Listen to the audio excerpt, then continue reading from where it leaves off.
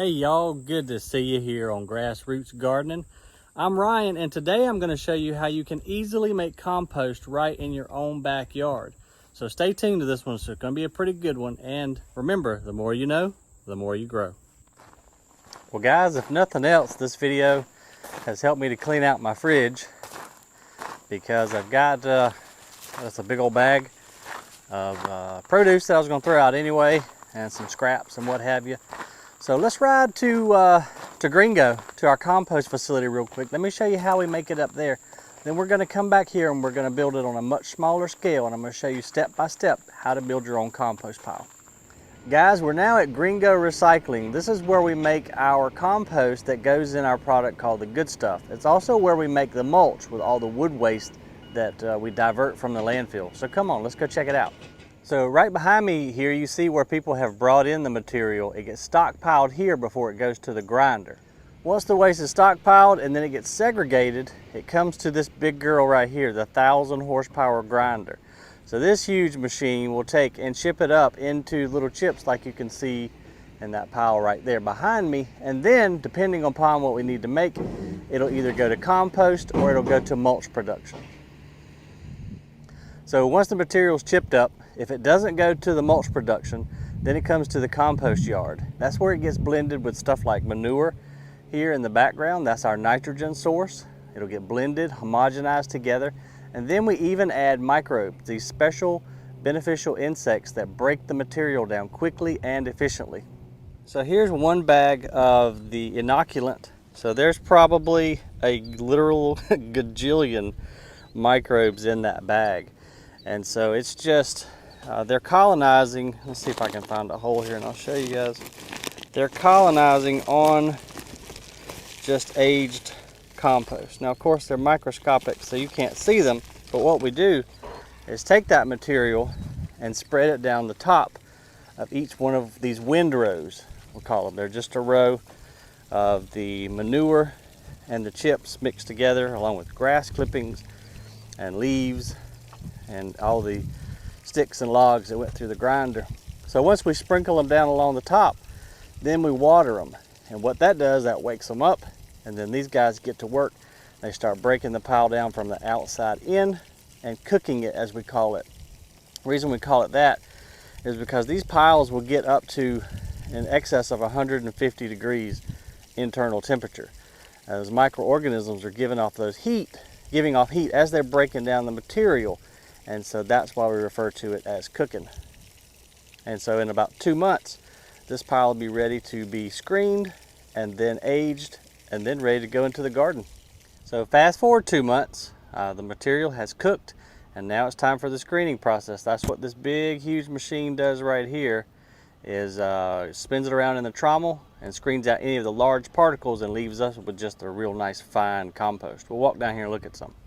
Look at this nice, beautiful, rich, organic fertilizer compost. I mean, this is just a beautiful thing right here. All made from waste that would otherwise just gone to the landfill. So all those microbes that we put in here are still in here, and they'll be introduced into your yard where they just continue to add benefit to the soil. It's just a beautiful thing. So here at GreenGo, coffee grounds are another key component to our recipe, and we take in quite a bit here at the facility, because that's all coffee grounds behind me. So yeah, serious coffee drinkers around here. So we're going to scoop some and put it in our mule here and take it home with us, because we're going to add some to our home compost pile as well.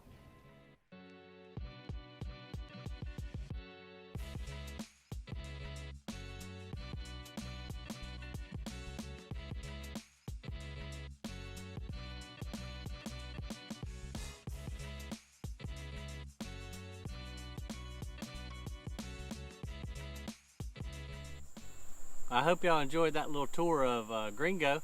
It's pretty neat up there. It's kind of neat to see all that stuff that otherwise would be wasted turn into something beneficial.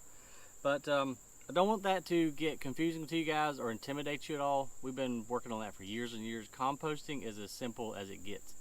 It's happening literally all around me right now, just back here in the woods. We just need a couple key ingredients. We need our brown material, which is going to be anything like the coffee grounds, even cardboard, paper, leaves, sticks, twigs. And then we need our green, that's our nitrogen source. So that's where we're going to use grass clippings, we're going to use food from our kitchen, or even chicken manure if you have chickens.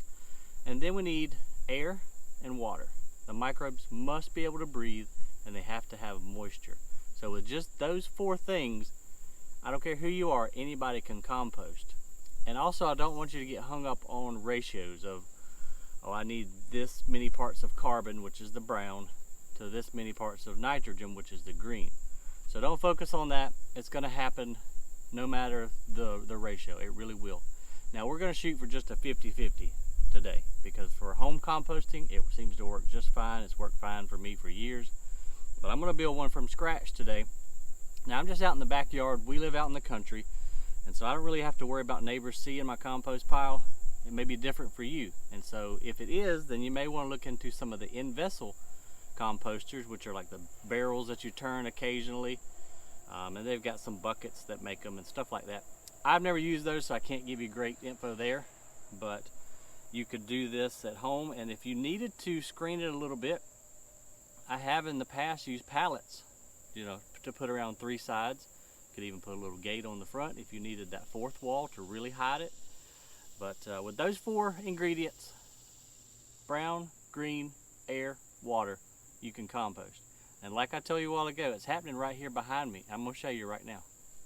So anywhere where something is decaying and breaking down, like this old stump, look at this old tree that's dead.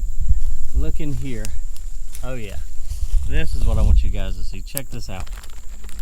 Look at the colonies of fungi right there.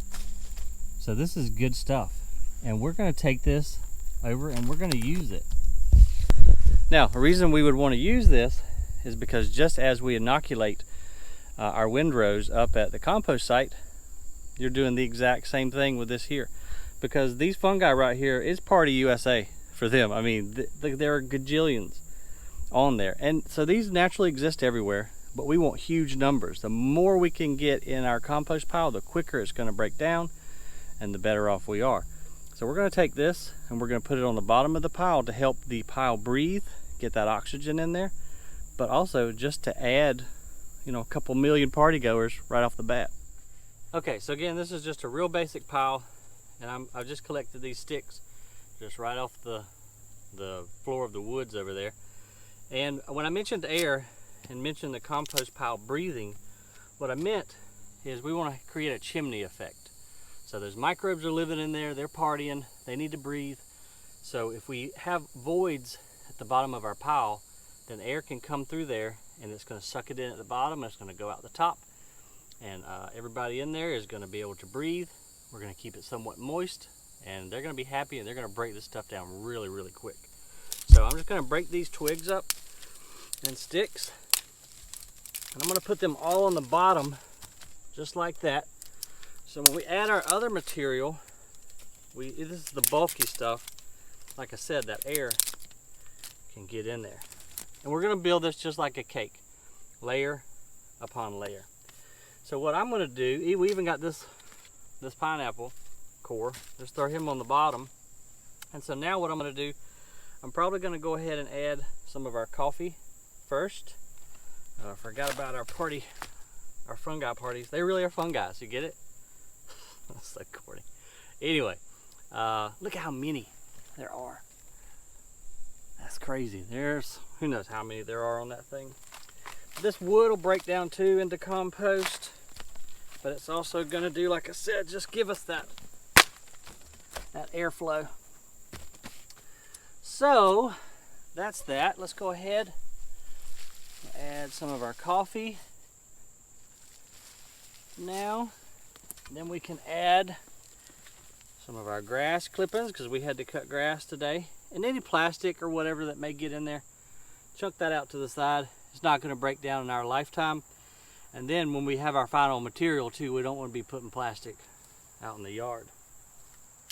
So there's some of our green. And look, y'all can even compost. This is the paper towel I used to clean up the kitchen. You can even use that. Throw some of our watermelon rinds on there. There's some more grass clippings. Now some coffee. See how we're building it just like a cake? Just layer of layer, layer after layer. Brown, green, brown, green. And I like to try to get my food waste in the center, but that's because we live on a pond here and we've got raccoons and they're gonna be up here. If it's easily grabbable on the outside, they're gonna get it. So I try to hide that stuff on the interior of the pile. Some apple cores. We've got even old bread. Now let's give a few more coffee grounds. And like I said before too, you can throw cardboard, your Amazon packages, rip them up, get all the plastic and stuff off first. But you can throw that in here. That'll help keep the pile all nice and airy. We're gonna put some more of our nitrogen source now. And some more grass clippings. That was a little too much. That's okay, it'll go down the side. This stuff is gonna break down, like I said, naturally. But what we're gonna do occasionally, probably I'll give this a week, maybe even 2 weeks to sit. I'll come down with my pitchfork and I'm just gonna turn it, because by then all of our partiers, they're gonna be needing air, and so we're gonna give it to them. They're gonna take a deep breath, and they're gonna go back to work. And they're gonna break this stuff down into beautiful, beautiful compost for our yard.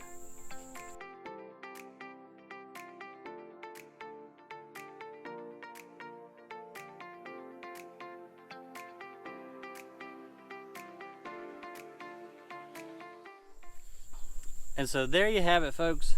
It is that easy to make your own compost pile. Now, I have done a couple of things. One, I've reduced my trash. I won't have all of that organic matter in my trash can in the house breaking down, stinking, and even taking room up in the trash receptacle. So we reduced our waste. But the most beneficial thing is we are going to have all of those nutrients that was in that food, in that grass, in this coffee. It's going to break down and it's going to become naturally available to our shrubs, to our lawn, and it's all organic. The plants are going to love it. Now, one thing I should mention, of course you're going to have meats and stuff like that in the house and leftovers from dinner. We really want to try to keep this all plant-based. Meats will break down, but again, you're asking for trouble. You're asking for raccoons, possums, or whatever animal you have wherever you live. They're going to want to come after that meat. Whereas if you use all plant, I don't have any problem, and I've got raccoons living like literally right there. So no meat, and then also real fatty, greasy stuff. So pizza boxes, pizza, oil, butters, things like that don't break down very well, and they also contribute to something that we don't want to happen in our compost pile. If we don't give our compost pile oxygen, if it can't breathe, then the people in that party in there, those microbes, they turn nasty real quick. And you get what is called anaerobic conditions. And so when they can't breathe, it gets really gelatinous in there, the party turns foul, and you get some bad bacteria, some bad fungi, stuff that stinks. We don't want that. We want only the good guys partying with us, and they need to breathe. So with those fatty liquid type stuff, you're just, you're asking for trouble. So we want to keep this thing, breathing real good. We want to keep it moist, not wet, and it'll hold its moisture pretty good in its own right. But if you're flipping it and it's really dry, like you can see the surface of some of your material is actually dry, then just take the hose, don't soak it, but wet it, put it back together, and then they're going to go back to work. Now, one thing I thought when I was a beginner composter is by flipping the pile, I thought I was cooling it down too much, because you want this thing to cook, as we learned earlier. And so I was like, well, if I flip it, then all the oxygen is going to go in there, and the party's going to cool down, and the compost is going to stop. That's not true. It will cool down, but just for a brief minute, just as for those guys to breathe a little bit, and then they're going to go back partying harder ever than even before, and it's going to heat back up real quick. Another neat thing that I do, I don't have one with me, but you can stick a thermometer down in. They have thermometer probes. I'll put a link in the description below because it's fun to watch it. But these things get hot pretty quick. So anyway, I hope you guys enjoyed that. If you have any questions or comment, please leave them in the comment box below. Also, I need ideas for more videos, so please put that down there too. And I appreciate you guys very much for watching, and I hope you learned something, because the more you know, the more you grow.